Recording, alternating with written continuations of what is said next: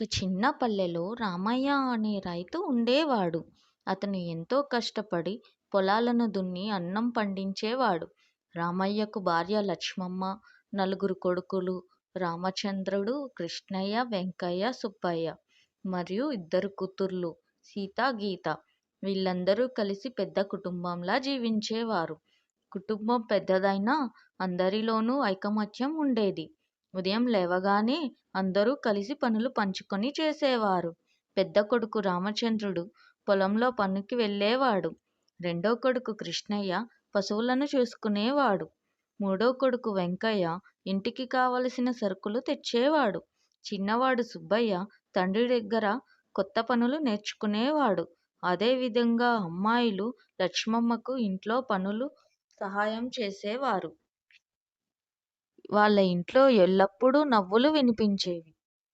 సాయంత్రం అయ్యేసరికి అందరూ ఒకచోట కూర్చొని భోజనం చేసేవారు.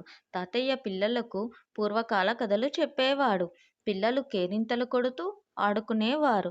ఒకసారి ఆ గ్రామంలో భీకర వర్షం పడింది. పంటలు మునిగిపోయాయి. చాలా కుటుంబాలు నిరాశతో మౌనంగా కూర్చున్నాయి. కానీ రామయ్య కుటుంబం మాత్రం ధైర్యం కోల్పోలేదు. అందరూ కలిసి పొలంలో మిగిలిన పంటను రక్షించేందుకు కష్టపడ్డారు. కట్టలు కట్టి నీరు బయటకు వెళ్ళేలా చేశారు.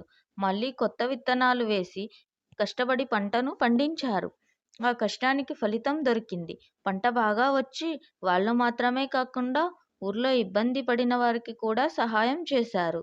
ఆ ఊరి పెద్దలు రామయ్య కుటుంబాన్ని చూసి ఎంత పెద్ద కుటుంబమైనా ఐకమత్యం ఉంటే కష్టాలన్నీ గెలుస్తారు. మనందరికీ ఇవాళ వీళ్ళే ఆదర్శం అని ప్రశంసించారు. నీతి: కుటుంబం పెద్దదై ఉండడం గొప్ప విషయం కాదు. అందరిలో ప్రేమ, ఐకమత్యం ఉండడమే నిజమైన బలం. Thanks for watching. Please subscribe.